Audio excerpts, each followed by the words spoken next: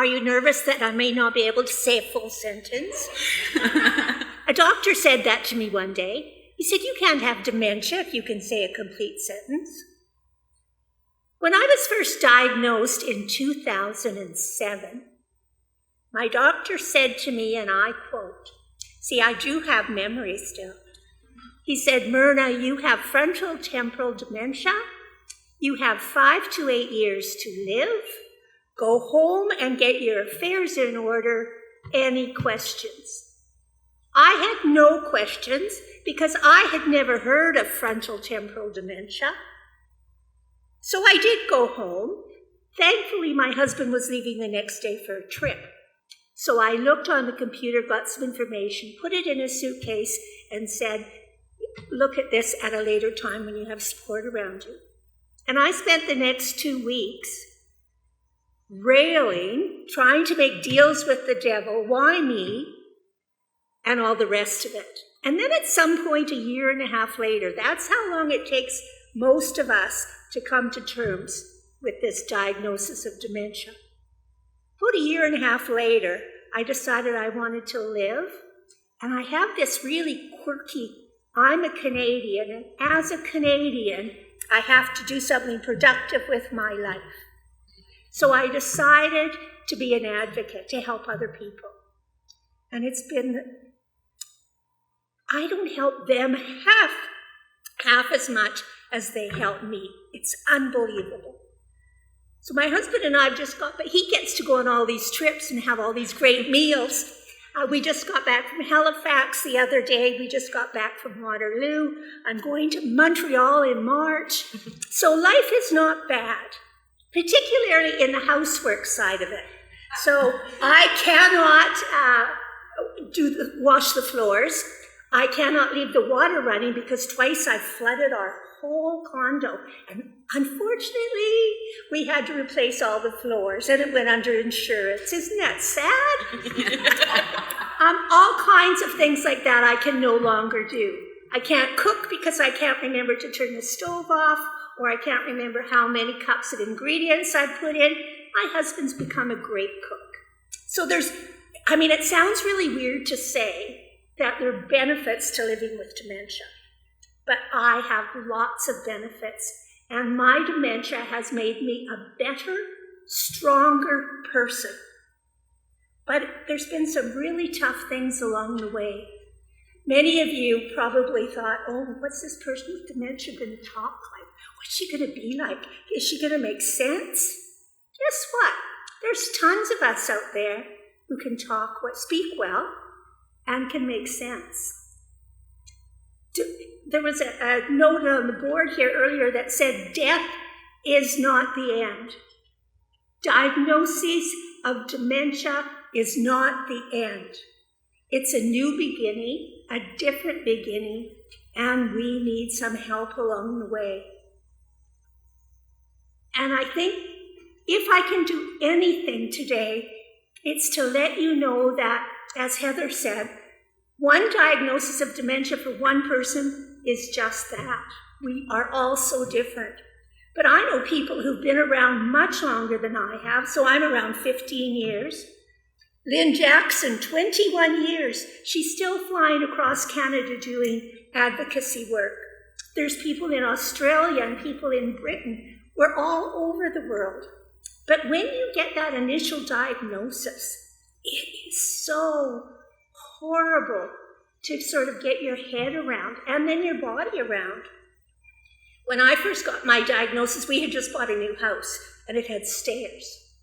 So after the diagnosis and reading some of the stuff on the computer, I decided, and my husband kind of went with whatever I said, we had to sell the house because if I only had 5 to 8, so I wouldn't be able to do stairs. Could I cook? Should I be close to the kids so they could help? So we sold our house at a loss, sold our furniture at a loss, and quickly moved into a condo near the children. In hindsight, that really pisses me off. And I can swear because I have dementia. If you have dementia, you can swear. So there's so many inequalities to getting that diagnosis and what many of you have perceived of people with dementia. I want to tell you a short story that links me up with CCEL. A number of years ago, on a trip back from one of my advocacy,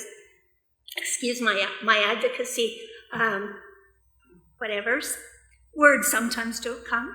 I had a stroke, and I was on an airplane around Winnipeg. And they decided that they thought they could get me all the way home to Vancouver, which they did. Two gorgeous ladies, these two docs that helped me on the plane, sat with me for like 2.5 hours. It was awesome. It really was good. Besides being very good at what they did, they were so good looking and so kind. Anyway, I do whatever. What is the word I was looking for? Diverse? Were you paying attention? Yeah. So I got into the hospital, and they took me up to the ward after the initial night. I had lost my legs weren't working, my arms weren't working, and after spending the night in emergency, they took me up to the dementia ward, and that wasn't a problem because I had dementia. I hadn't been in a hospital for somebody with dementia before, and I went to move on the bed, and all of a sudden, alarms started going off, and nurses ran in. I thought, what the hell's happening here? So they did something I didn't know, and then they wanted to do some tests that they do to all patients when they come in. So as she was telling me what she was doing, she stuck something into my ear, but I didn't. I have dementia. I had just had a stroke. I hadn't heard her correctly. Can you imagine what that must have been like? And then she told me where she was going to stick it next, and that was not very pleasant either. I was really annoyed with her, but she eventually left.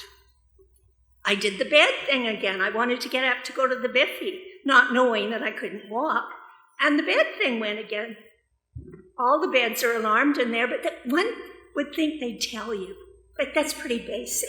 If you move too much, the alarm's going to go off and people are going to come running in. It was so scary. I asked to use the telephone to phone my husband, and they said no.